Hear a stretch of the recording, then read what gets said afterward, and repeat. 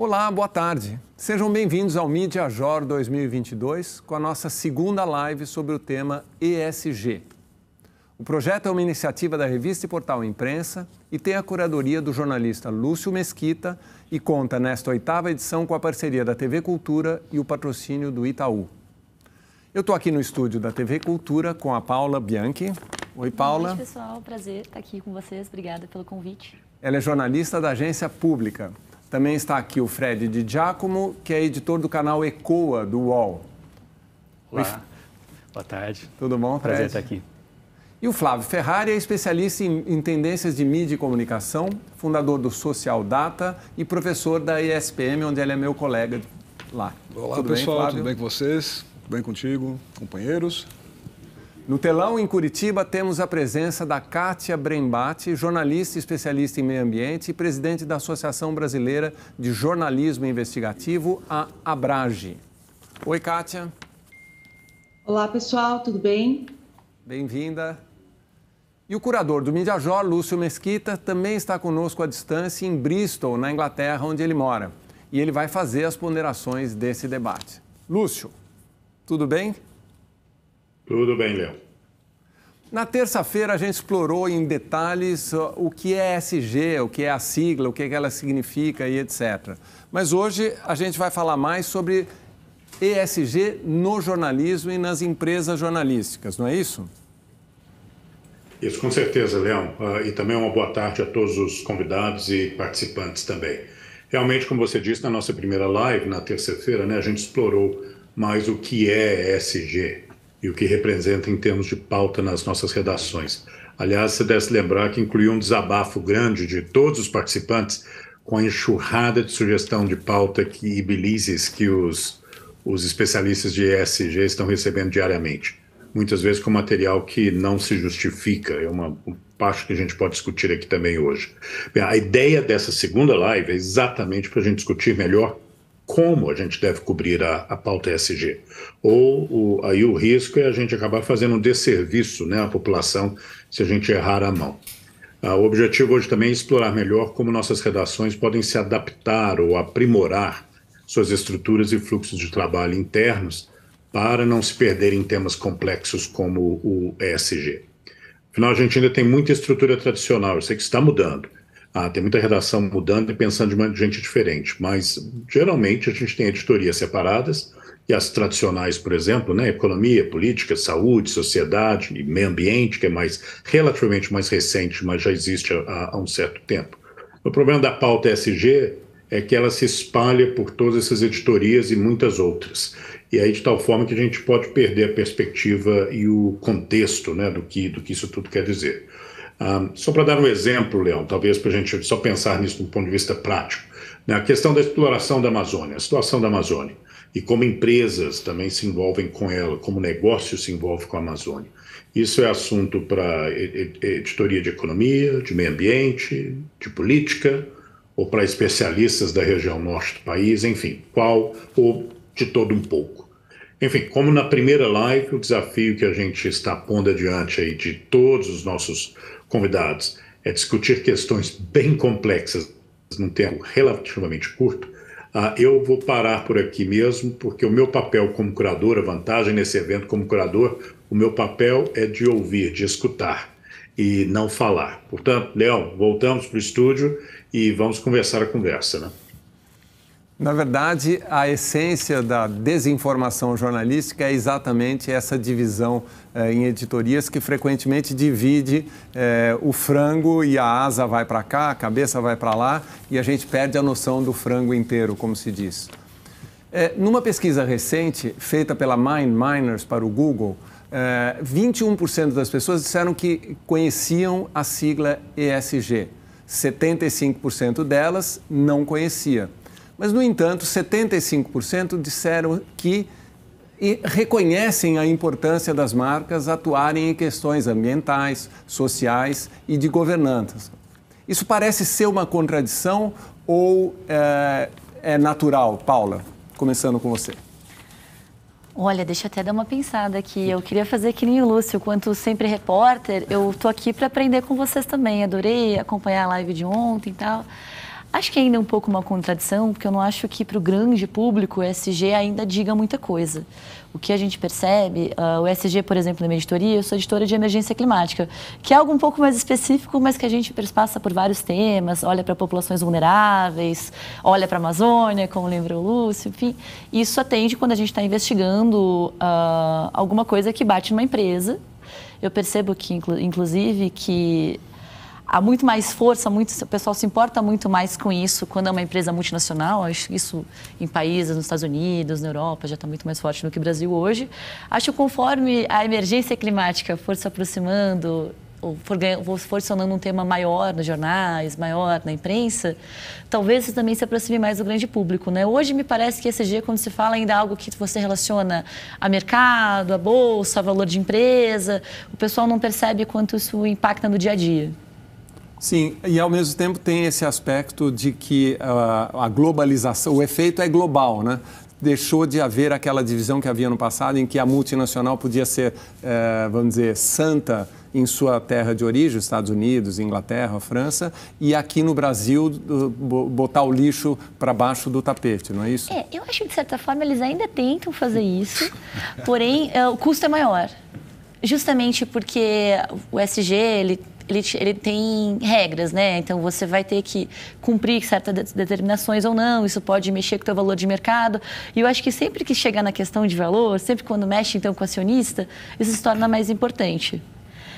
Eu já investiguei, por exemplo, uma multinacional canadense que no Canadá jamais faria o que estava fazendo com populações em Minas Gerais. Porém, quando a gente for falar com a sede, no Canadá, daí se tornou um grande problema, quando a gente foi pedir o outro lado. Mas sim, eu acho que de certa forma isso está globalizando questões, está obrigando várias empresas a olharem para isso localmente também.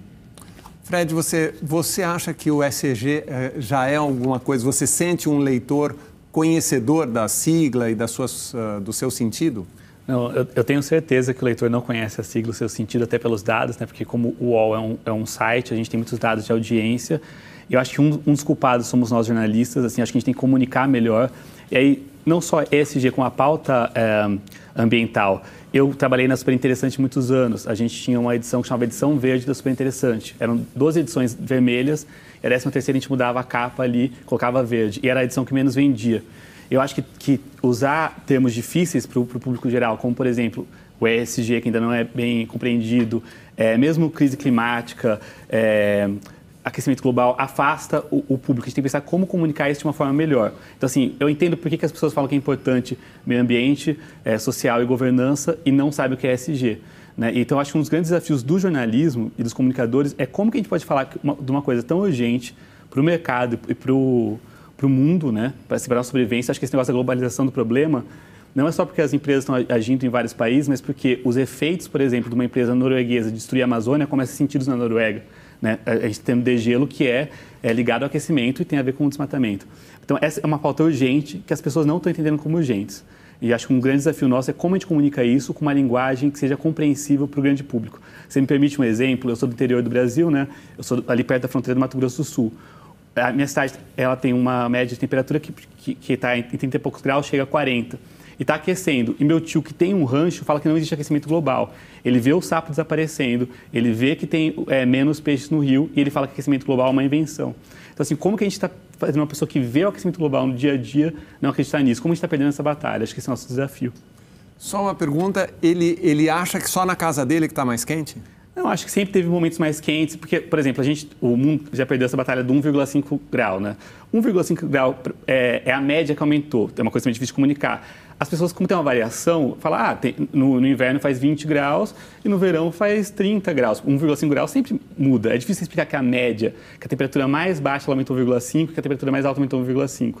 Então, é uma dificuldade de comunicação e tem muita gente interessada em validar essa pauta. Né? Até pouco tempo atrás, tinham veículos de comunicação que davam o outro lado, que eram cientistas que falavam que o aquecimento global era uma mentira. Né? Então, acho que isso também não é só culpa do coitado do meu tio, né? Mas também da comunicação. Ontem nós tivemos aqui uma entrevista com um professor de ética que dá aula nos Estados Unidos, na Califórnia, e ele dizia exatamente sobre a impropriedade do outro lado em situações em que, vamos dizer, o outro lado defende algo que é objetivamente uma inverdade, como os grandes consensos da ciência, o caso do cigarro dá câncer ou não, ou o aquecimento global é causado pelo homem ou não, né? E que ele dizia que isso trai o jornalismo quando você faz esse outro lado. Tem uma pesquisa que eu vou pecar porque eu não vou saber citar a fonte. O Lúcio saberá. Lúcio vai saber, então, Lúcio, eu estou contando contigo. Você viu essa pesquisa, Lúcio? Ela mostra artigos científicos sobre aquecimento global e artigos negacionistas, porque tem alguns cientistas negacionistas, financiados, enfim, porque sendo financiados eles existem. E daí era quase todos sobre aquecimento global, pró-aquecimento global, concordando que a ação humana causa aquecimento global, né? E alguns poucos, era tipo tudo azul, assim, os concordavam, e alguns poucos vermelhinhos ali que diziam que não, que é uma coisa do mundo, que o mundo está ficando mais quente, enfim. E daí colocava lado a lado com a cobertura da imprensa. E daí tinha um falso paralelo, porque na cobertura da imprensa, esses poucos cientistas que negavam eram tão ouvidos quanto os, sei lá, 90% que... A guisa de outro lado, né? Exatamente, a guisa de outro lado. E eu acho que isso é um cuidado super grande na cobertura de meio ambiente. Quem você está ouvindo? Que espaço qual o espaço justo para dar para esse outro lado? Ou se de fato esse outro lado deveria até estar ali, né? Tá certo. Aí tem que lembrar que o jornalismo expor isto, mesmo que seja para criticar, ele está divulgando. Sim, mas a questão é como que você coloca. Se você está colocando com o mesmo peso que o outro cientista, você está dizendo para o leitor. Então, essas duas informações têm o mesmo peso aqui. Escolhe a que você concordar mais. É o mesmo debate você passar a botar mentira em título. Fulano falou, mentiu ou dizer não sei o quê. Você já diz para o leitor de cara que aquilo está errado. Você tem que colocar, não, apesar de evidências científicas mostrarem que há aquecimento global, tarará, discorda. Mas daí você já diz que toda a evidência científica está junto. Enfim, é evitar esse falso paralelo. O Rodrigo foi mais radical ontem. Eu falou assim, eu olho para o negócio, não gosto, então nem publico. Está fora da minha matéria. Não é só porque preciso botar um contraponto, não. Está fora, meu sujeito. Eu também acho que tem que botar um contraponto, não. Mas se for para botar, você diz que o cara está errado. Flávio, você na sua vivência como professor, você sente que, pelo menos no âmbito acadêmico, na universidade, já há um conhecimento maior sobre ESG, uma preocupação com a prática? Deixa eu primeiro começar pelo sapo. Né? O sapo do seu tio. Né? Sapo da natureza. Reza a lenda que se você pegar um sapo da água da lagoa, colocar numa panela e esquentar bem devagarinho, o sapo se deixa cozinhar, ele não pula fora da panela. Isso é uma alegoria antiga que mostra como nós, seres humanos, somos conformistas, né? A gente só acredita realmente, se te jogarem na frigideira, você pula fora, mas se a água for esquentando devagar, acredito que talvez seu tio esteja, né, sendo sapo nessa história, com todo o respeito ali, né?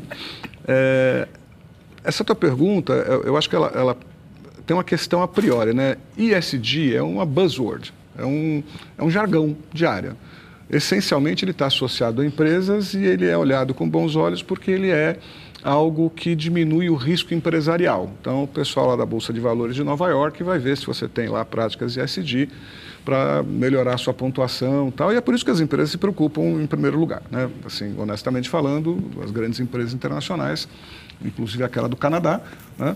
Ela vai dizer, peraí, se eu estou fazendo alguma coisa no Brasil, o pessoal percebeu, vai piorar aqui minha pontuação na Bolsa e eu perco um caminhão de dinheiro.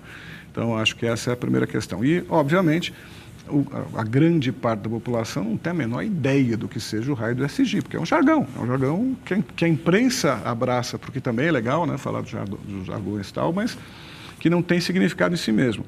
Não me espanta a informação que você está passando aí de que a gente, por outro lado, 80% das pessoas declaram-se preocupadas com esses assuntos relacionados com governança, com o meio ambiente, com sustentabilidade.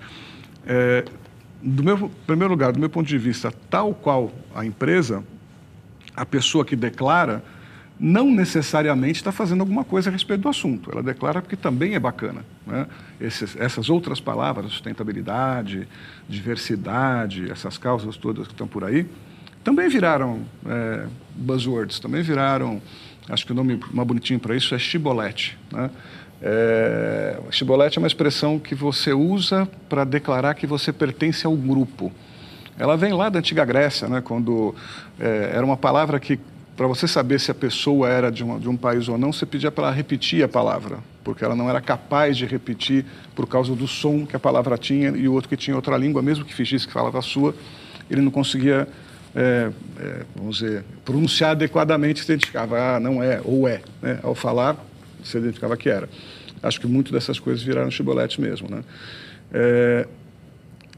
Do ponto de vista de quem está no meio acadêmico, que é uma das coisas que eu faço, a gente percebe que a gente tem que ter um papel do jornalista, tem um papel dos professores de educarem, de explicar a importância, explicar a relevância, explicar se tem ou não aquecimento global e demonstrar que existe, se de fato existe. Estou aqui na posição de professor neutro, né? Então tenho que demonstrar. Acho que algo que você colocou no começo, que foi essa fragmentação do jornalismo, ela acontece antes do jornalismo na ciência, né, no pós-iluminismo, nas verticais de conhecimento, e o ISD, ele demanda o conhecimento de muitas áreas ao mesmo tempo, essas áreas não se conversam, você tem especialista em meio ambiente, especialista no aquecimento, especialista no esfriamento, cada um é especialista em alguma coisa, e esses fenômenos se interrelacionam. Então, acho que a gente tem um grande trabalho aí de educação, e que, para mim, já que o tema de hoje é o que a imprensa tem que fazer, né? Acho que a imprensa tem um papel fundamental nisso, né? Que é, ao invés de repetir o chibolete, né? Ao invés de ir atrás ou não daquilo que as empresas querem que seja dito ou não, de esclarecer, explicar do que se trata, para que serve, por que é importante, o que tem que ser olhado, como é que o consumidor tem que se relacionar com essa questão, seja com relação à empresa ou seja com relação à vida dele, né? Tá certo. Acho muito interessante o termo chibolete, que eu não tinha ouvido falar e acho que nossos espectadores também não. Antes da gente avançar mais no tema, talvez valha a pena rever o que é ESG, com um trecho de uma conversa bem didática que a gente fez com a repórter da Exame, Marina Felipe, sobre o beabá do ESG. O ESG é a sigla utilizada para falar de questões de ambientais, sociais e de governança. É uma sigla relativamente recente, em inglês, então é importante sempre explicar o que ela significa também em português quando a gente cobre esse tema. E olha para esses 3 pilares a partir de ações de governos, terceiro setor, sociedade civil e, claro, empresas, que é grande parte da nossa cobertura aqui na Exame. Então, as pautas de ESG são aquelas que buscam entender como que as pessoas e as companhias estão, de fato, agindo quando a gente fala de questões socioambientais, questões de governança, diversidade e inclusão, justiça climática e outros temas que podem entrar a partir dessa cobertura. Dentro da letra E, que é o environmental em inglês, né, o ambiental aqui para a gente no Brasil, tudo que está ligado à relação de sustentabilidade e meio ambiente, a partir do gancho do que as empresas fazem, mas também o terceiro setor, e o governo, dependendo de como o veículo cobre, né? Isso pode entrar tanto em macroeconomia como aqui em ESG.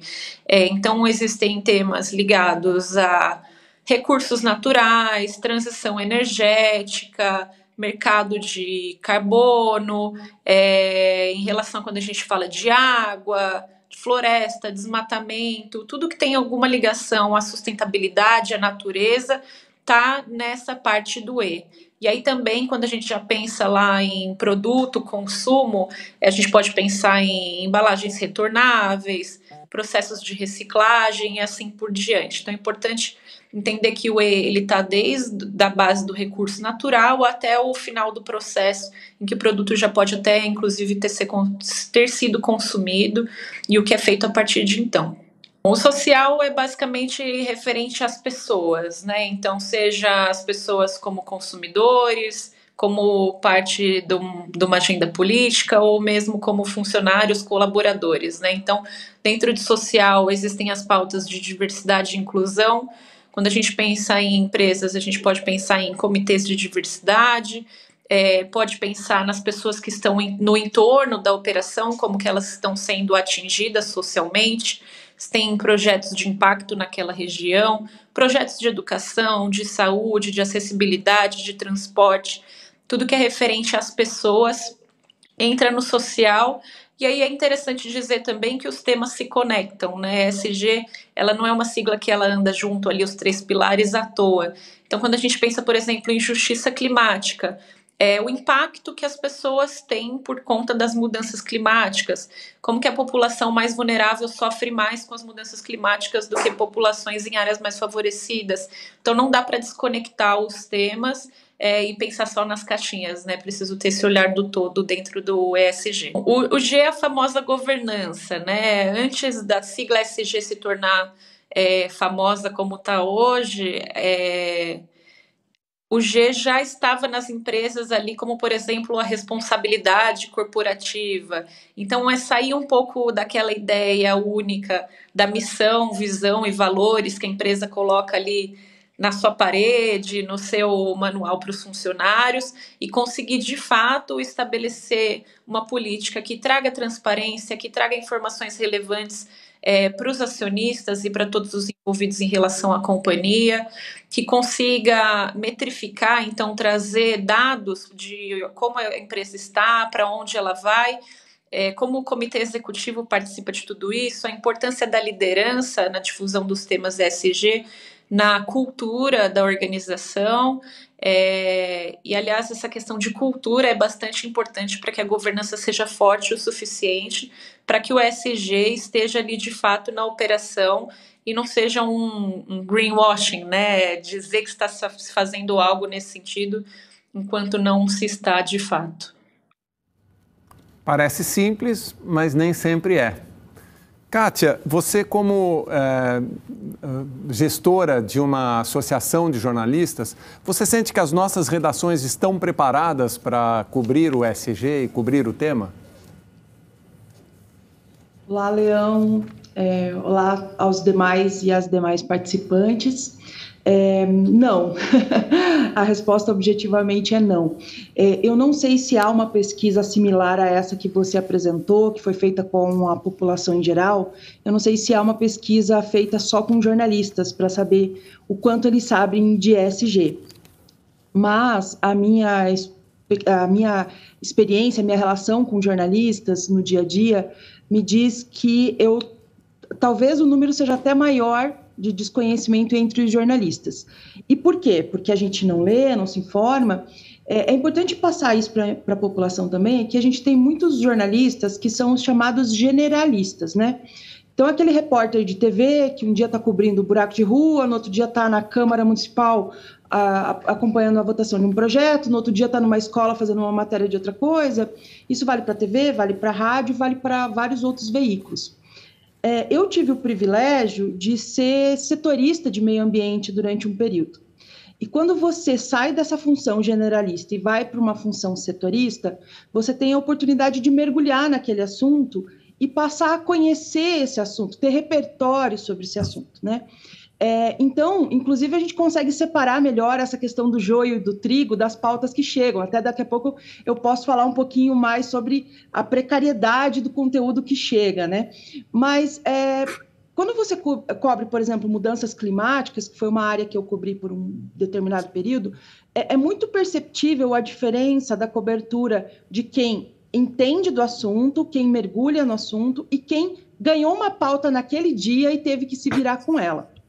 A gente também tem o problema de que quem domina o assunto, isso vale para todas as áreas dentro do jornalismo. Por exemplo, eu sempre provoco os estudantes e as estudantes aqui da faculdade falando sobre jornalismo esportivo, né?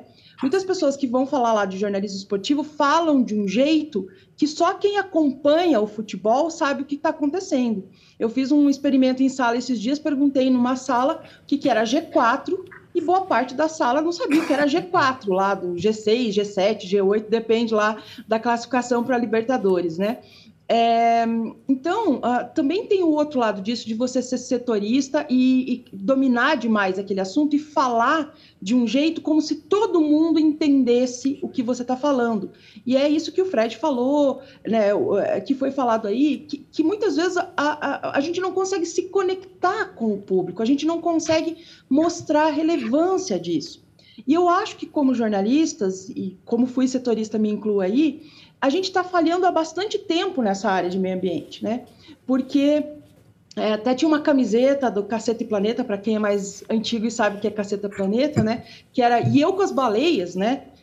Nessa questão da mudança climática, tinha muito a questão do urso polar, tinha muita foto de urso polar, porque a mudança climática era aquela coisa que ia acontecer num lugar que nunca ia chegar para a gente.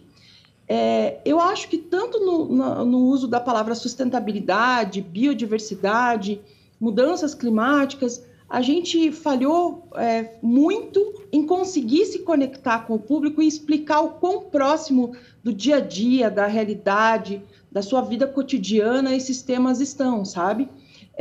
E aí a gente precisa repensar nossas práticas. Eu queria fazer uma observação sobre o que ela falou, que eu acho que por favor, Flávio. Amarra. Jornalismo, normalmente, reporta o diferente, reporta a mudança, reporta aquilo que assim, ninguém vai fazer uma matéria jornalística sobre as flores do Jardim da Dona Maria que este ano floresceram como em todos os anos. Isso não chama atenção, né? Então, normalmente, o que a gente acaba cobrindo no jornalismo é a tragédia, é aquilo que aconteceu, é aquilo que já tomou proporções catastróficas por alguma razão. O ESG ele tem uma outra leitura, nós estamos tentando evitar o fim do mundo, nós estamos tentando evitar a tragédia, ainda não aconteceu, né? É preventivo. Essa cobertura é menos emocionante, ela não traz tipo, olha o que aconteceu lá, olha, de vez em quando sim, né? Então, o gancho normalmente costuma ser porque uma represa rompeu, porque uma floresta pegou fogo, porque a taxa de emissão de carbono subiu, esse é meio etéreo, mas também vai, mas isso é uma mudança do jornalismo, né? A gente começar a falar também da normalidade, valorizar a normalidade, mostrar que o mundo, a gente tem coisa boa nele, a gente devia manter essas coisas boas, né? Mas eu acho que na pauta ambiental, o comum é o diferente, porque ficou tão essa coisa do exótico, que a Kátia falou, o exótico pro mundo ocidental, branco, etc. Então apareceu o urso polar ou o indígena, que a gente esqueceu que a pauta ambiental atinge as pessoas do dia a dia. Por exemplo, o Brasil é um país de maioria da população negra. A gente tem pouquíssimas pautas sobre racismo ambiental, sobre, por exemplo, tem uma iniciativa muito legal que é o Cocosap, né?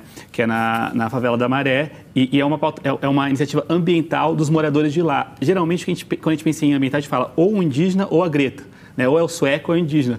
Então, o cachorro o cachorro morde a linguiça na notícia, a notícia morde o cachorro. No caso ambiental, às vezes a linguiça morde o cachorro é a pessoa do dia a dia que está sentindo uma mudança, meu tio lá em Penápolis, ou as pessoas comuns e não só a ambientalista da Suécia, né? Mas e não só isso também, né? Tem pesquisas que mostram que muita gente se afasta da cobertura de emergência climática porque é uma cobertura do fim do mundo. Também. Tem até várias ONGs que estão querendo puxar a ideia da gente fazer uma cobertura mais para cima, daí tem essa ideia de jornalismo de soluções. Passar, então, mostrar um pouco o que funciona para as pessoas se interessarem pelo tema e não deixarem de ler também a parte que o mundo está acabando. Na verdade, é uma cobertura sobre o mundo acabando, né? A gente assistiu aquele Don't Look Up, mas acho que foi abril que tinha um cientista se acorrentando a bancos que ainda estavam investindo em combustível fóssil, porque eles estão desesperados, tentando passar uma mensagem que ninguém escuta. Daí tem essas pesquisas que mostram que as pessoas estão até cansadas dessa anormalidade e estão mais interessadas em ler essas pautas um pouco, aspas, mais felizes sobre clima, sobre emergência climática, para bom, tem alguma coisa melhorando, talvez tenha uns sapinhos voltando lá no Mato Grosso do Sul.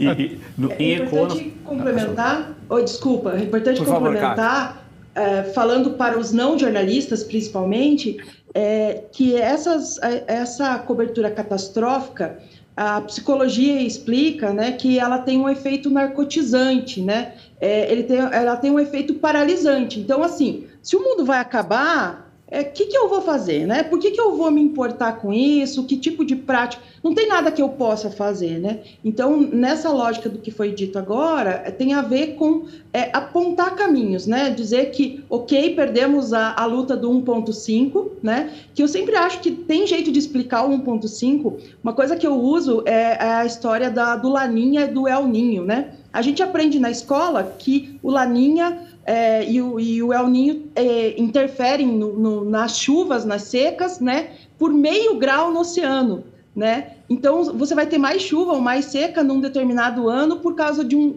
0,5 grau de média no oceano. Então, imagina 1,5 grau né? Eu sempre tento fazer esse paralelo porque eu acho que fica mais claro de entender, porque todo mundo lembra lá do El Ninho da escola. Mas acho que é importante explicar nessa linha de que a gente pode apontar caminhos, sim. Eu acho que o ESG é isso, é uma tentativa de apontar caminhos. A gente estava comentando antes de começar aqui, né, que os franceses, que são muito preocupados com o meio ambiente, né, eles têm um grande movimento lá chamado colapsologia. E é uma turma que acredita que a gente já passou... Já colapsou. Já colapsou. É só uma questão de data, mas não é mais reversível. A gente já passou o ponto de retorno, de recuperação do nosso planeta. E tem um subgrupo, dentro desse grupo, que se intitula de Happy Collapse. Colapso feliz, né? Cuja proposta é, olha, é verdade, é isso, acabou. Então, né, como dizia minha avó, falecida, o que não tem remédio, remediado está. O que significa esse colapso? Significa que a gente vai ter que rever a nossa maneira de viver. A gente vai ter que viver com menos, vai ter que viver de uma forma diferente. Então, por que não começamos já? Por que a gente não larga essa loucura toda da cidade grande, do consumo, da indústria? E, cara, vamos fazer mortinha, vamos, sei lá, vamos encontrar uma maneira de viver com menos e provavelmente ser mais feliz. Essa é a proposta deles. Aí, quando o planeta colapsar, essa turma toda que ficou tentando negar vai poder ser ajudada por nós, porque a gente já encontrou o caminho, a gente já sabe como viver melhor. É um caminho. É uma saída. ESG cobre uma gama de temas que muitas vezes acabam sendo cobertos como questões individuais. Estamos perdendo a perspectiva e a interconectividade dos temas? Essa é uma pergunta que, em entrevista à revista Imprensa, a jornalista Eliane Brum demonstrou preocupação sobre encontrar a forma de dizer e escrever sobre a crise climática que a gente estava falando aqui. Como fazer uma reportagem para que todo mundo entenda e que não fique chata? Ou seja, como tornar o conteúdo interessante e acessível? Eu tenho uma ideia sobre isso. Qual é? Protágoras. O ser humano é a medida de todas as coisas. Você está muito grego. Não, cara. Eu fiz uma pós de filosofia durante a pandemia, então agora eu fiquei com essas referências aí. Não, mas eu acho, assim, tudo gira em torno do homem. A governança é governança de gente, meio ambiente, sustentabilidade é para nós que aqui estamos e somos pessoas. Ou seja, você quer saber que história você conta, você tem que olhar para o homem. Eu tenho um viés, tá? Eu trabalho com... eu olho o cenário futuro para inspirar inovação. Então, eu estou olhando para a sociedade o tempo todo, o que as pessoas estão pensando e como é que elas vão pensar. Na base desse estudo, uma das coisas que a gente faz é dizer quais são os vetores motivacionais da sociedade nesta década, né? Hoje a gente trabalha com 4 vetores, que é segurança, sustentabilidade, sentido e serenidade. Tudo com S, porque eu sou marqueteiro, então fica mais fácil guardar os 4 S, aquela coisa toda. Mas por que eu trouxe isso para cá? Pelo seguinte, se a gente quiser que as pessoas entendam, participem, que sejam engajadas pela conversa, uma das melhores maneiras é estar consciente daquilo que é relevante para as pessoas hoje, agora. A gente está aqui nos estudos da TV Cultura, né? A TV Cultura chegou a ser segunda colocada em audiência quando tinha o Castelo Rá-Tim-Bum, né? Ela sempre teve um lado, uma programação elitista, e do outro lado uma programação que ia ao encontro do desejo, da necessidade das pessoas. Essa segunda sempre tinha mais sucesso. Então, basicamente, se você quiser contar a história de ESG, você tem que olhar, pode ser esse modelo que eu estou trazendo ou um outro, mas olhar para aquilo que motiva a sociedade e encaixar lá dentro, né? Cuidar do meio ambiente é um sentido que você pode dar para a vida da pessoa, né? Preservar e evitar que a represa rompa, que o sapo lá do teu tio morra, é segurança imediata, né? Garantir que o futuro da pessoa não vai ser pior e explicar por quê, fala com o aspecto da sustentabilidade, né? Está podendo ver que todas as pessoas estão preocupadas com isso, né? E eu não preciso sozinho sair para a rua e brigar e tal, é serenidade, né? Eu não preciso acordar de manhã tendo que bater alguém ou me defender de alguém. Então, acho que o truque, né, o caminho da comunicação jornalística para conseguir engajar as pessoas com relação a essa pauta, uma vez que ela já tem entendido a pauta, como você falou, né? É olhar para aquilo que as pessoas querem, precisam, entendem no dia a dia, hoje, agora, e colocar nesse público. E isso não é tão complicado, tá? Eu dei esse exemplo dos 4S, mas uma brincadeira muito simples para quem está fazendo jornalismo cotidiano, no ar, estou aqui agora, tal, pá. dá uma olhadinha nos trend topics do Twitter. O que as pessoas estão falando? Elas estão falando de arte, elas estão falando de futebol, não sei o quê, encaixa lá no jogo do Flamengo. Dá um jeito, entendeu? Mas captura por aí. Porque quem não é educado tem que ser seduzido. Já disse Rubem Alves. Falando do trend topics... Fred, como você faz?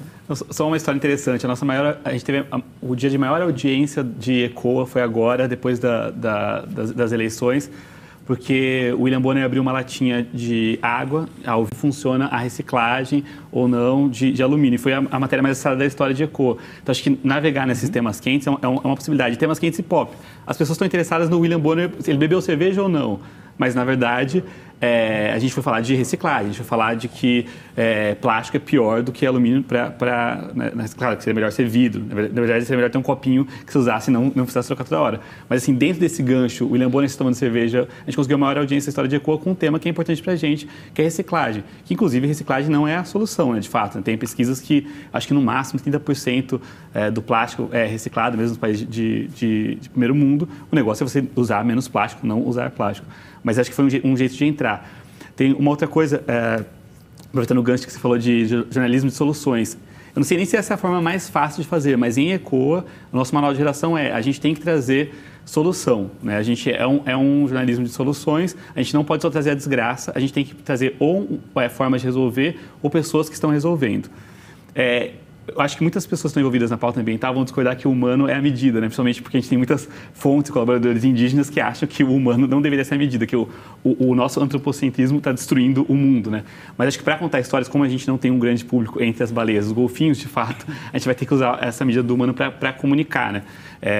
E aí eu acho que a narração de histórias, até a clássica jornada do herói, ela é muito mais interessante do que ou a desgraça total, que se a pessoa realmente for deprimida e não quer ver. Inclusive tem uma pesquisa da Reuters que fala que o número de acesso a sites de notícias está diminuindo no mundo, né? Com a pandemia diminuiu mais ainda porque as pessoas não querem ver notícias tristes e deprimentes, ou seja, a pessoa prefere que tá todo mundo morrendo, saber disso, mas não ler, do que ela ficar vendo o tempo inteiro e sem ter uma solução. E isso é uma coisa geral, caiu a audiência também do site de notícia do Brasil, né? Então, o desafio, como trazer histórias interessantes, que tenham uma esperança, mas também não seja só o bonzinho pelo bonzinho, porque as pessoas acham entediante, só, as crianças da escola que fizeram um projeto de reciclagem. Cara, a gente fez 10 mil matérias dessa e tem 0 audiência. Então, essa história com drama, com conflito, que a pessoa não é só boazinha, nem é só uma desgraça, acho que isso é uma forma de contar histórias interessantes. Paula, como você tem feito essa química entre o interesse e a responsabilidade? Eu estou ouvindo vocês dois e pensando que eu acho que tem esse espaço para tentar surfar nas ondas, mas a mim me interessa justamente apresentar os temas que as pessoas nem estão pensando sobre. E daí nisso entra o humano. Eu acho que fica muito mais sexy, muito mais interessante quando você consegue contar bem uma história e responsabilizar. E no nosso caso, né, como agência de jornalismo investigativo, a gente tem tempo para fazer as matérias, é um luxo de tempo, né? Poxa, num site de notícias, quando é que você vai ter meses para investigar alguma coisa? Eu acho bacana quando a gente consegue contar a história, mostrar quem, responsabilizar alguém e bater na porta de quem pode ser cobrado por aquilo. Vem cá, a plantação, indústrias de óleo de palma estão destruindo aqui, acabando com a situação dos ribeirinhos, dos indígenas, mas você consegue mostrar o que está acontecendo com esse ribeirinho. Então, cavaram uma vala, ele está impedido de acessar o cemitério tradicional que ele ia. Os caras botaram uma torre de vigilância, botaram um drone, isso aconteceu, essa história é real, uma história sensacional, de filme, assim. E, ao mesmo tempo, por trás tem o quê? Tem a ESG, porque é uma multinacional.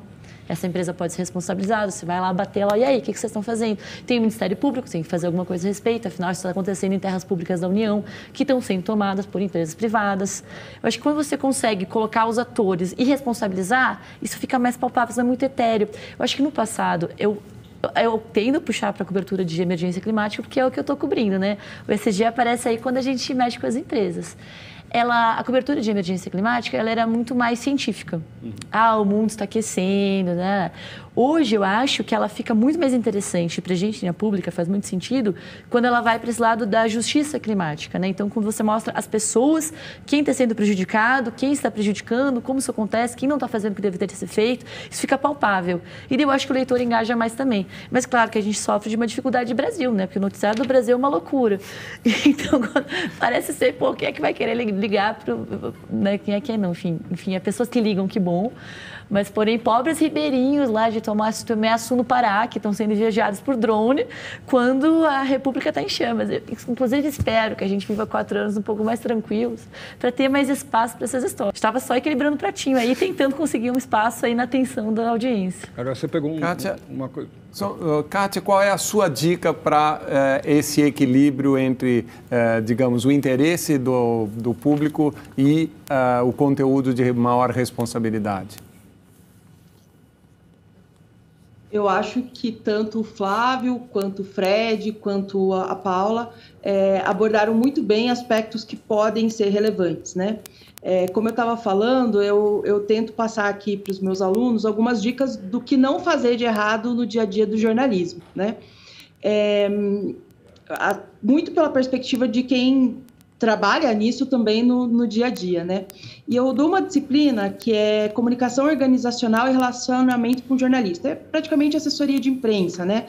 Também dou a disciplina de apuração, de jornalismo de dados, então eles têm vários vertentes aqui que eu consigo passar para eles. E eu falo para eles que eu recebia muito release, né, que é o material que o jornalista recebe dessas empresas, da área de comunicação dessas empresas que tem SG, por exemplo, né, release... foi lançado o relatório de sustentabilidade da empresa tal, né? Coisas genéricas, coisas... E assim, muitas vezes a pessoa insistia, não, mas você não vai fazer uma reportagem sobre o lançamento do nosso relatório de sustentabilidade aqui da empresa X? Eu dizia, não, o que tem nesse relatório, né? O que vocês fizeram? Que comunidade foi efetivamente impactada, né? Que história você tem para me contar? É um pouco aí de tudo que foi dito. Então, é aquela questão da perspectiva humana, né? Da sociedade impactada, é a questão de associar com coisas do dia a dia, e é também o que a Paula falou de dar responsabilidade, de dizer quem está fazendo o quê, de que forma, mas não de um jeito marqueteiro, porque esse não é o trabalho do jornalista, né? Senão a gente não vai ter audiência mesmo. E veja, quando a gente fala em ter audiência, não significa que esse é o nosso único motor, né? Senão a gente não faria matéria de orçamento público, de políticas públicas, porque todos os jornalistas aqui sabem que isso não vem de jornal, como era a expressão do passado, né?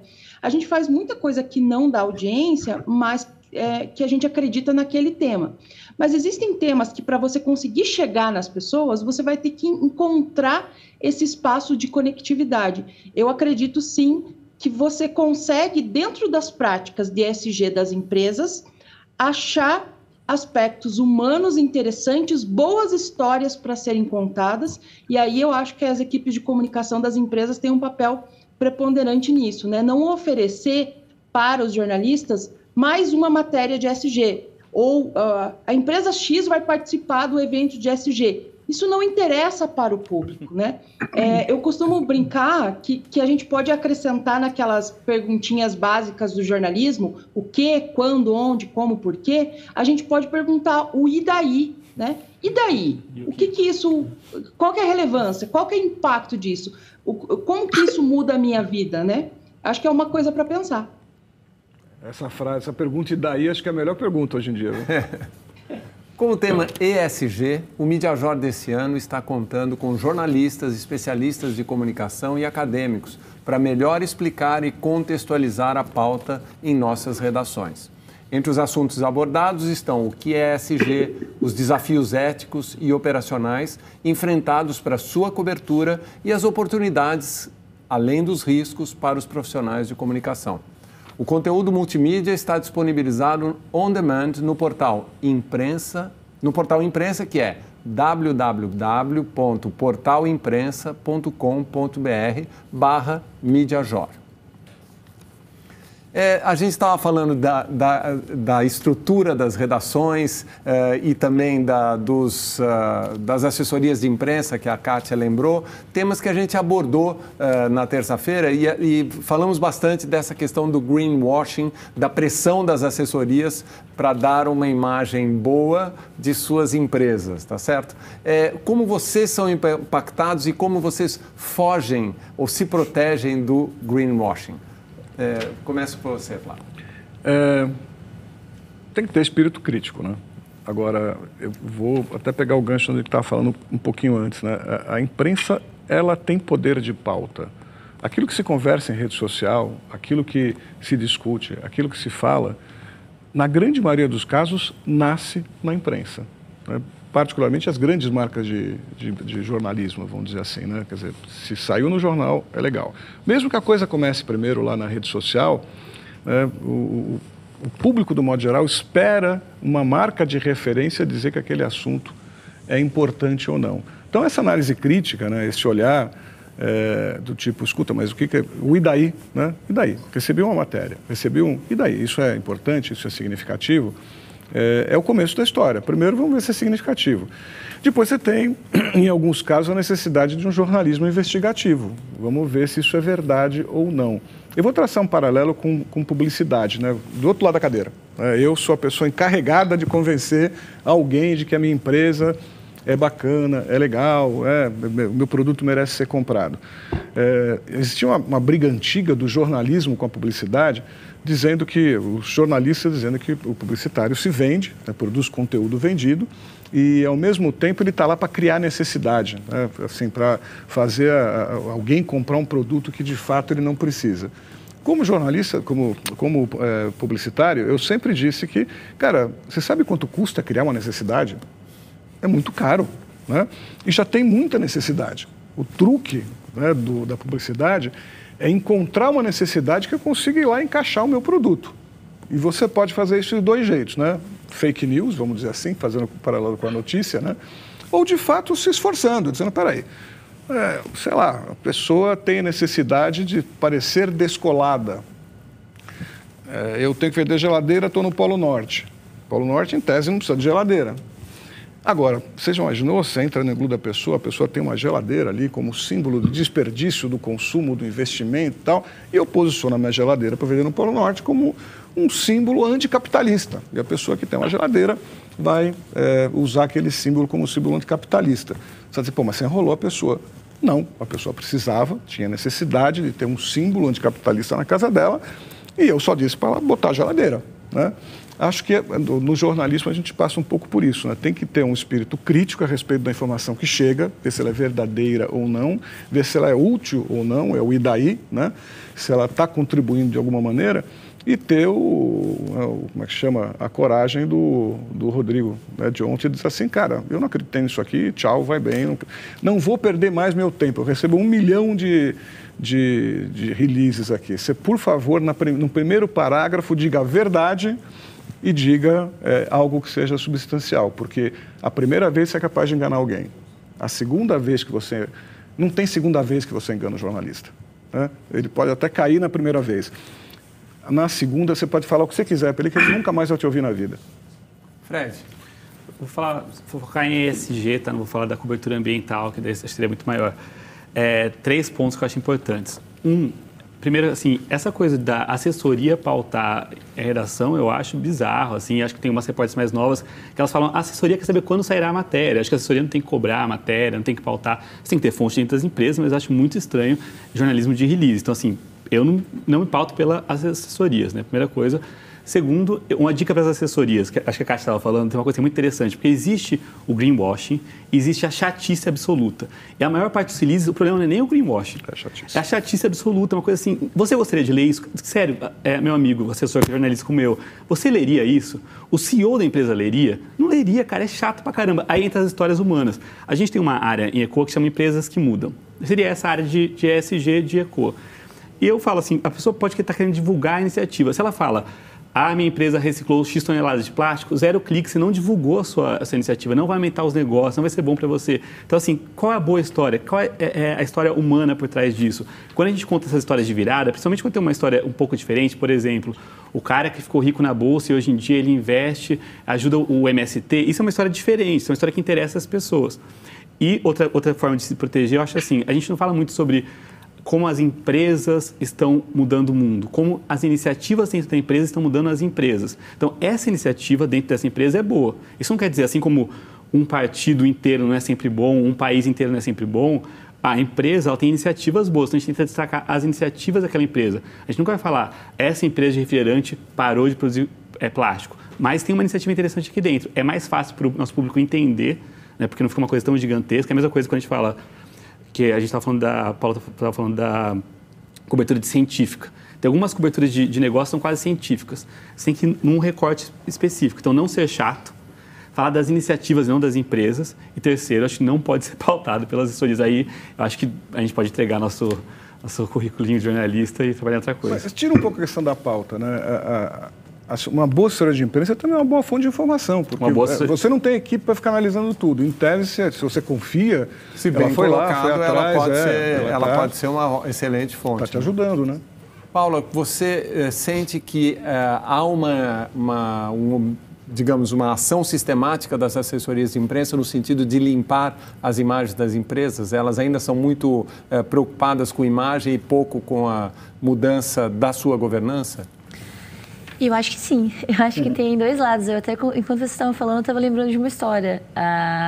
Vou citar o nome porque saiu várias matérias.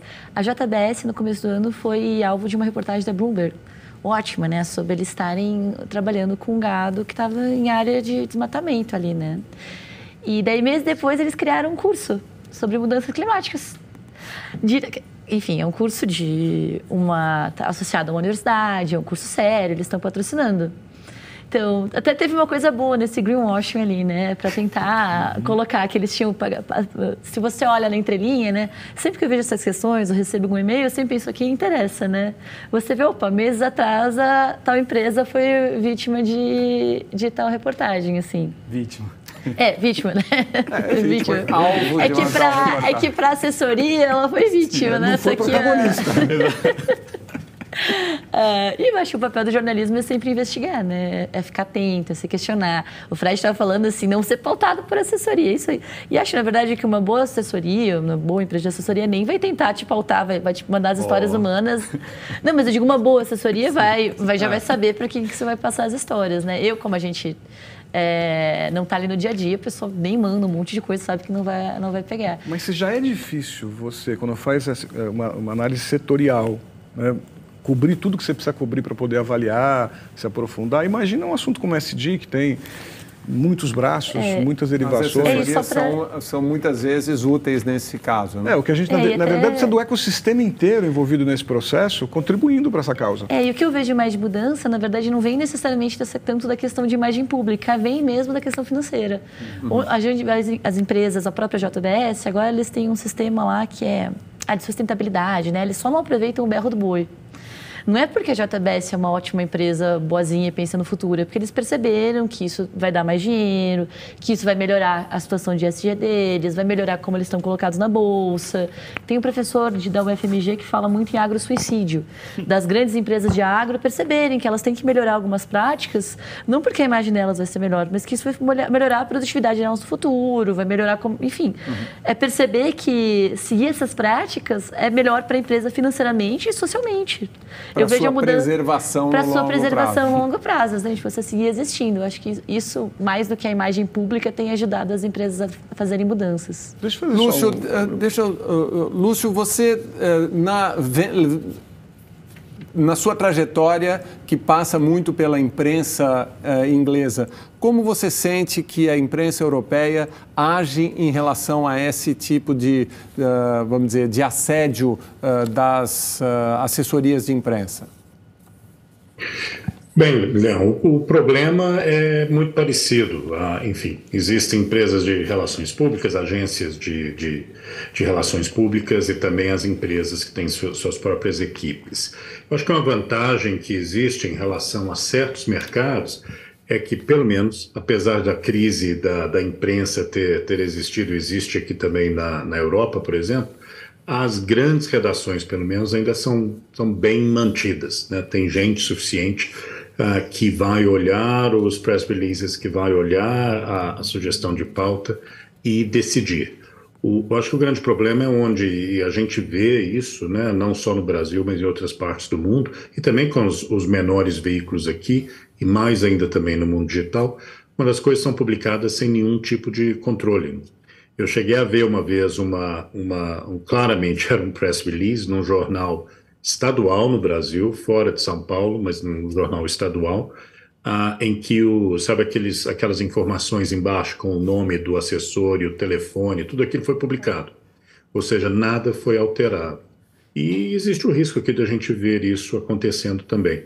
Mas, claro, se você está falando com um dos grandes jornais da região, nos Estados Unidos é a mesma coisa. Então, você está falando com o Le Monde, com Die Zeit na Alemanha, com o Times ou o Financial Times aqui, ninguém vai publicar press release sem olhar e sem averiguar e checar. E ver também se vale a pena, né?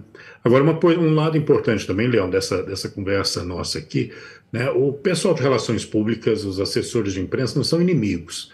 Eles estão cumprindo o papel deles, a não ser que eles estejam abertamente mentindo, né? O papel deles é tentar divulgar. O papel nosso na imprensa é avaliar o que vale divulgar ou não, e, melhor ainda, é menos sobre divulgar, mas usar a ideia, como já foi citado aqui por gente do grupo aqui também, usar a ideia, usar a notícia que eles estão tentando vender puramente como base para algo que dentro da redação a gente pesquisa, avalia, checa mais uma vez, checa pela terceira vez, confirma, e aí sim publica. E talvez a gente vá até falar um pouco mais, jogando isso para frente também, e isso é importante pensar, não só em relação, a gente falou muito de empresas aqui, mas também de ONGs, de organizações internacionais. A gente às vezes costuma usar a ONU, por exemplo, como algo perfeito que está dando tudo de forma isenta.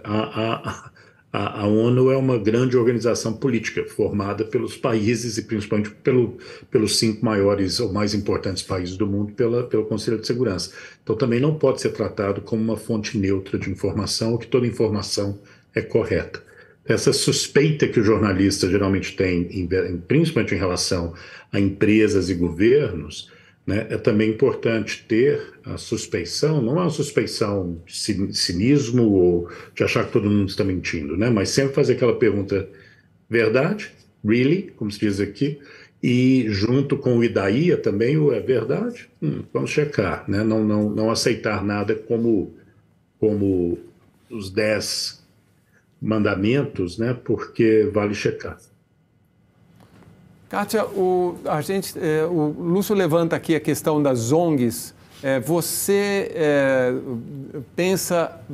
vê as ONGs como parte, digamos assim, da solução e do lado bom da questão? Ou também há uma produção de fake news e etc., muitas vezes por ONGs ambientalistas ou ONGs a favor da sustentabilidade?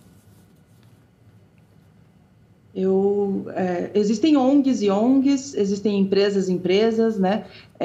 Muitas ONGs, muitas ONGs com as quais eu tive a oportunidade de trabalhar, no sentido de ter informações, né? Consultar técnicos, especialistas, são muito sérias e muito relevantes, né? Tem um propósito muito claro e estão tentando fazer esse processo de engajamento que, para muitas ONGs, eles veem como uma luta de Davi contra Golias aí, né? Por quê? Porque desse tripé aí, a questão financeira, né? Pensando no tripé aí da sustentabilidade, a questão financeira é o ponto que pega. Então, o que acontece é que muitas vezes as organizações não governamentais acreditam que estão lutando contra essa questão do consumo, do mercado, das lógicas capitalistas, né? E acham uma guerra um tantinho desleal aí, né? Mas eu acho que tem muitas sérias e colocar as organizações, como a gente tem visto no Brasil muito recentemente, colocar as organizações em descrédito uma questão muito perigosa e, mais que isso, é desleal também, né? O que a gente percebe, eu não estou dizendo que todas as organizações são perfeitas, né? Mas o que a gente percebe é uma responsabilidade, sim, dessas organizações em subsidiar os jornalistas, a imprensa, com informações de qualidade, né? E eu faço parte de uma organização, né? Eu presido hoje uma associação, a Associação Brasileira de Jornalismo Investigativo, e queria aqui dar um depoimento, né? Essas práticas de governança, por exemplo, elas passam cada vez mais a serem exigidas, principalmente por organismos internacionais, por agências financiadoras internacionais, para liberar recursos para organizações. Então, também dentro de organizações, a gente tem visto essas práticas de governança, por exemplo, serem implantadas muito por uma questão de cobrança exterior, né? E isso é o que a Paula falou da questão do agrosuicídio aí, né? Muitas organizações, por exemplo, nessa área agrícola ou agropecuária, adotaram práticas de ESG olhando para fora, olhando quais seriam as vantagens de mercado para isso, né? Claro que se você faz uma coisa com propósito é muito melhor, né? Mas se as práticas são boas e o resultado financeiro é bom, também não vejo nenhum problema nisso. Flávio, você tem um horário, precisa ir, então eu queria te ouvir uma última palavra sua antes de sair. Muito obrigado pela gentileza. Eu queria só fechar isso dizendo que a gente está falando de um processo de transformação. E transformação acontece quando tem motivação para isso, tem um contexto que favorece e tem um resultado que pague a conta da transformação, né? E estamos falando de uma transformação que fala de empresa. E as empresas, as organizações, elas existem para atender o conjunto de stakeholders à sua volta. Inclusive a imprensa. O stakeholder é um pouco menos próximo, mas está lá também.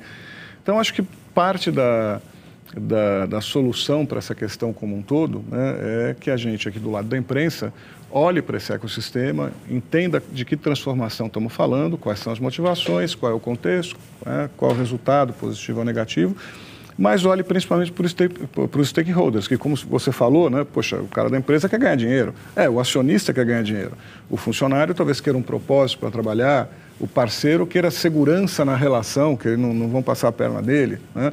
O governo, todo governo, se puder ter um momento em que a economia vai bem, não estão destruindo o planeta, nem nada disso, o cara se reelege. Então também vou apoiar essa coisa. Ou seja, olhar para cada um desses stakeholders e entender qual é a parcela deles, porque eu vejo que o caminho para isto e para a própria cobertura, por ser tão complexa, é que todo mundo esteja de olho aberto, engajado e envolvido. E aí eu, sentado aqui do lado da imprensa, digo assim, ok, deixa eu entender o que cada um ganha aí, o e daí, né? E aí eu vou amarrando essas pontas aí, porque todo mundo me ajuda, porque eu sozinho não vou dar conta desse recado.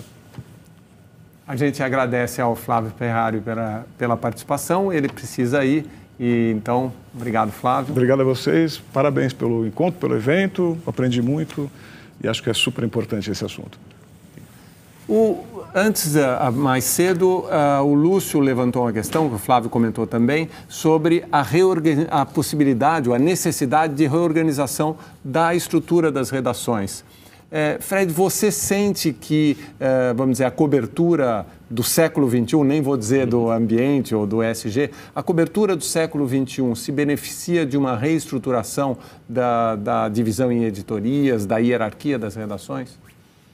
Eu acredito que sim. Agora, não sei se o grande vilão é a divisão em editorias, né? Por exemplo, ECOA, que é o site que hoje em dia eu coordeno, ali sou editor, surgiu um pouco na esteira da necessidade de cobrir ativismo, meio ambiente, ESG. Então, foi criado algo como uma revista ali dentro do UOL, que tem esse foco. É uma marca transdisciplinar. A gente não somos especialistas apenas em ciência ou apenas em ESG, mas foi um braço ali criado para olhar isso com mais calma. Então, assim, não sei se necessariamente passa por não termos mais verticais ali, ou não temos especialistas. Eu acho que é bom ter esse movimento de pinça, que você tem alguns especialistas e também tem uma redação mais transdisciplinar. O que eu acho que é bom e que passa para o ESG é que as empresas de jornalismo internalizem o ESG. Então, por exemplo, redações mais diversas. Eu acho isso fundamental. Então, por exemplo, apesar de eu ser aqui o homem branco de ECOA, estou representando, a nossa redação é dividida em metade mulher, metade homem, metade negros e metade brancos. É muito raro. Eu acho que talvez seja a única redação do UOL que tem metade das pessoas sejam negras e mulheres tem mais, porque inclusive, porque ainda existe o jornalismo feminino, que é uma coisa que talvez, acho que pessoas têm muitas críticas a existir essa especificidade. A variação também de origem das pessoas geográficas. Então, por exemplo, eu converso bastante com a Elaíse Farias, que é do A Amazônia é real, ela bate bastante na gente, a gente aprende bastante com ela e tal. Mas acho que ela tem uma visão de lá. Até porque o Lúcio levantou essa coisa de a gente não pode... Também tem que ter suspeição em relação à opinião de uma ONG ou de uma associação. Quando você não está lá, por exemplo, se eu não estou vendo a invasão dos garimpeiros na terra indígena Yanomami, eu vou confiar nos Yanomamis, né? Eu não vou confiar nos garimpeiros, obviamente, e não estou lá para checar 100% o que está acontecendo. Então, ter pessoas em vários lugares do Brasil e de origens também, porque, por exemplo, é isso, eu trago essa história, eu sou ali da fronteira com Mato Grosso do Sul, eu tenho histórias pessoais que me ajudam, eu tenho fontes do interior de São Paulo. A cobertura, por exemplo, do UOL, a gente sabe que 60% é de São Paulo, o nosso público, né? E grande parte da capital. Então, nosso jornalismo sudestino não é só sudestino, é focado nas capitais. Então, essa diversidade acho que não é boa só para o... como somos bonzinhos. Ela é boa para fazer um jornalismo de mais qualidade e é fundamental para entender esse mundo complexo, que é um mundo globalizado, que é um mundo que tem essas grandes questões de identidade, né? Inclusive de pessoas que são críticas a isso, né? Então, eu acho que essa diversidade, por exemplo, e social também, né? Ter pessoas de periferia, para não ter essa cobertura só do exótico, essa cobertura de, por exemplo, o jornalista fala, vou para a área de risco, e por exemplo, o meu repórter que é da cidade de Tiradentes fala, estou indo para casa. Não é área de risco da cidade de Tiradentes, é a casa dele, entendeu? Então, assim, ele tem fontes, ele lida diferente com a cobertura da cidade de Tiradentes que um cara que nasceu nos Jardins e vai cobrir aquilo como uma certa coisa exótica. Então, acho que internalizar a ESG é bom para a gente, acho isso sim. Talvez até mais que demolir as editorias, seja trazer pessoas que têm essa diversidade. Paula, no jornalismo investigativo que vocês praticam, a divisão em editorias se dá de um outro jeito ou de um jeito convencional? A gente ainda tem editorias, porém elas não são essas editorias tradicionais, elas não são economia, política, a gente tem emergência climática, a gente tem religião e antidireitos, a gente tem gênero. Eu acho que faz sentido ainda você ter uma divisão em editorias ou em grandes temas, porque é uma coisa que a Kátia falou. A pessoa, quando ela passa a olhar por um tema com frequência, ela começa a ver padrões, né? De onde há questões, onde não é. Quando você é só um generalista, você acaba fazendo coberturas mais superficiais, não é nem tua culpa, você não entendeu daquilo. Claro que o jornalista sempre vai ser um grande curioso, sempre vai ser um generalista, isso é bacana. Agora é interessante que você possa aprofundar num tema, porque daí sim vão ser as grandes investigações, porque daí você vai começar a fazer fonte, você vai começar a ler mais sobre aquilo, vai entender melhor. Então, lá para a gente funciona bem a gente poder ter esses grandes temas, ainda que, claro, eventualmente os colegas vão se ajudar em outras reportagens, porque afinal a gente é uma equipe, está todo mundo junto. Cobrimos eleições juntos, né? Não era porque o pessoal estava em clima que não cobriria eleição, claro, mas a gente deu um jeito de cobrir a eleição olhando também para clima. Eu acho que essa divisão ainda é importante e eu sinto muita falta disso. Eu vejo, por exemplo... não só lá na pública, claro, eu vejo essa questão da diminuição dos jornais, o quase fim dos setoristas, né? Uhum. Você tinha muito mais reportagens sobre alguns temas que você tinha setoristas olhando. É importante você ter alguém na frente do tribunal ali, olhando para aquilo. Dali vão ser reportagens que a gente que está fazendo outros sobrevoos nem vai ter ideia. Então, acho que isso faz falta ter mais gente olhando especificamente para alguns temas, faz falta no jornalismo em geral. Mas, é claro, as redações estão cada vez menores, tem cada vez menos gente, deve estar todo mundo fazendo tudo, um pouco do que o Lúcio falou. Falta alguém que entenda do tema para...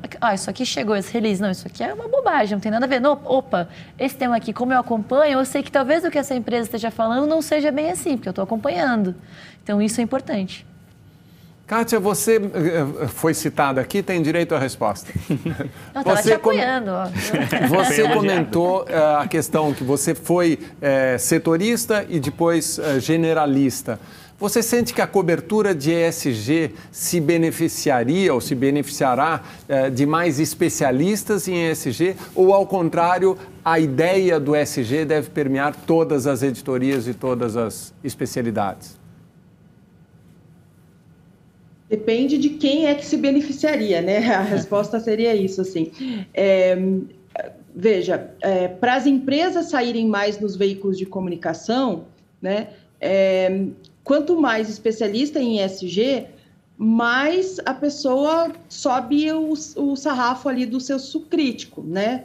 Mais ela vai ser criteriosa em avaliar se aquele conteúdo que está sendo sugerido por uma empresa, olha como eu sou legal nas minhas práticas de ESG, se ele realmente é interessante ou não, né? Eu acho que, na verdade, os jornalistas precisariam conhecer, todo jornalista deveria conhecer os principais conceitos de ESG, assim como todo jornalista deveria conhecer questões de educação financeira, questão de violência doméstica, alguns temas sobre os quais você não poderia ter uma visão superficial, né? Eu acho, sim, que uma cobertura especializada é isso que a Paula falou, né? Você começa a ver padrões. Então, se você tem uma cobertura especializada, você não cai tão facilmente nesse greenwash, como foi falado, nesse marketing, né? Você estabelece critérios mais claros para fazer a reportagem. Mas também, se você é obrigado, digamos assim, a fazer reportagem de ESG o tempo inteiro, talvez você faça alguma reportagem que em outras situações você não faria, só porque você tem que preencher um espaço ali e entregar 1, 2, 3, não sei quantas matérias por semana sobre um determinado tema, né? O mundo ideal é esse mundo que a Paula pintou aí, né? Do jornalismo investigativo, que é o que eu defendo, né? Que é o que eu faço com muito gosto, assim, o que eu mais gosto de fazer, que é você trabalhar sem essa pressão do tempo, né? E como que a gente vai chegar nesse ponto aí de trabalhar sem a pressão do tempo? Com as pessoas entendendo, a sociedade entendendo que bom jornalismo bem feito, é bom para a sociedade, é bom para todo mundo, né? E a gente está vivendo esse enxugamento que foi mencionado, e isso tem consequências para a sociedade, né? Quando uma boa reportagem de ESG, muito criteriosa, que não pareça que você está elogioso só, né? Que você está elogioso, mas que você mergulhou naquele assunto e você faz uma boa reportagem, essa reportagem toca as pessoas, essa reportagem faz sentido para as pessoas, aquela empresa que teve aquela prática vai ter um retorno de credibilidade associado à sua marca que não pode ser comprado na prateleira de nenhum supermercado, né? Então, seria um ganha-ganha, né, para usar uma expressão do mercado aí. Bom jornalismo leva a bons resultados. Muito bem, nós estamos chegando ao final da nossa conversa, mas antes eu queria ouvir o Lúcio sobre um tema que perpassa isso. Porque boa parte dos especialistas se abrigam em colunas, digamos, em jornalismo opinativo, e boa parte das pautas seguem sendo feitas em reportagens investigativas, são o chamado jornalismo informativo. Então, nessas mudanças internas das redações, Lúcio, você entende que o jornalismo analítico e opinativo tende a ganhar maior envergadura neste momento da história do jornalismo e da humanidade? Leão, de certa forma, sempre teve, né? A coluna é um formato bastante antigo dos jornais e que, na verdade, até ganhou mais espaço com o mundo digital. O que é importante, eu acho, olha, eu passei 25 anos na BBC, onde o debate é sempre enorme sobre como você pode analisar, como você pode dar perspectivas, mas sem dar opinião, por causa da necessidade da BBC ser neutra. Então, vou falar da minha opinião, né? O jornalismo que você chamou de opinativo, eu acho que esse é problemático. Opinião é opinião. Não é que não pode existir, mas tem que ser claramente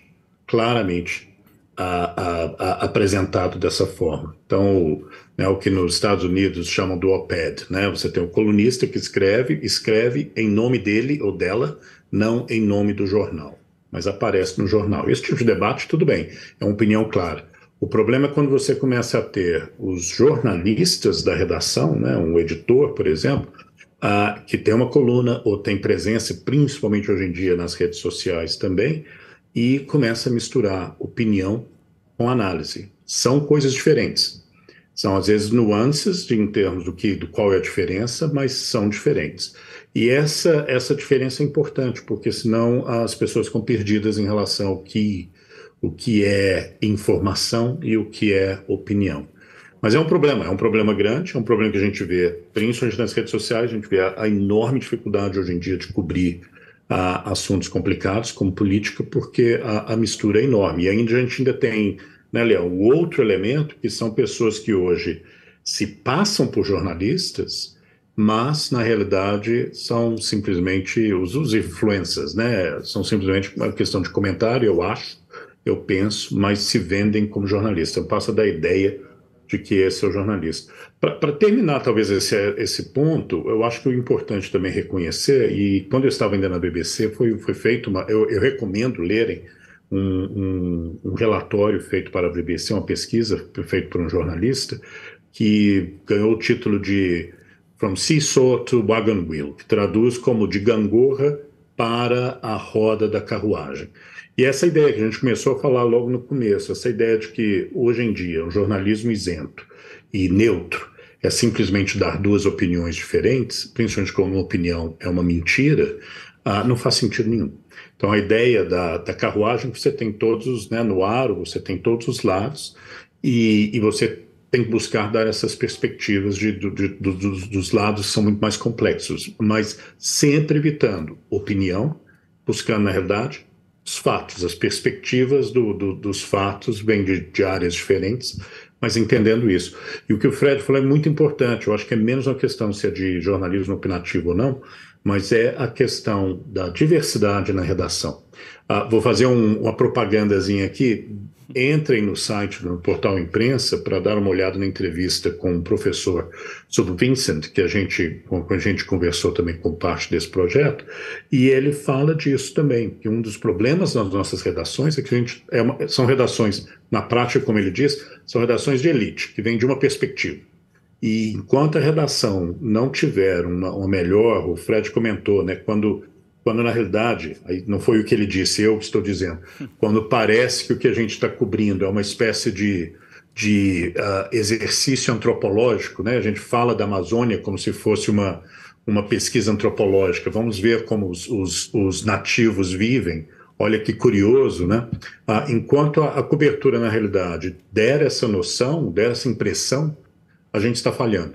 E aí não é opinião nem nada, é simplesmente a gente não está contando a história como é, porque muitas vezes as redações não têm a perspectiva, o entendimento do que a história realmente é. Sem dúvida, e num mundo tão grande como esse, até o nosso país, e a capital São Paulo, por exemplo, tão grande, é impossível o jornalismo estar em todos os lugares, e ele, por isso mesmo, precisa de uma diversidade de fontes e de profissionais.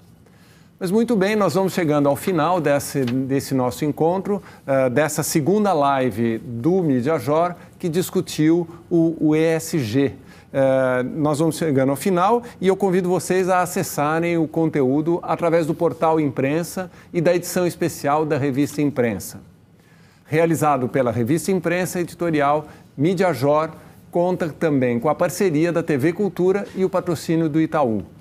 Agradecemos a presença da Paula Bianchi, do Fred Di Giacomo, do Flávio Ferrari, que nos deixou agora há pouco, mas que deixou uma boa depoimento aqui, que estavam aqui no estúdio. E a participação da Kátia Brembati, de Curitiba, e do Lúcio Mesquita, nosso curador lá de Bristol, na Inglaterra. E, claro, a todos vocês que acompanharam essa transmissão das redes da TV Cultura e do Portal Imprensa. Obrigado, boa tarde a todos.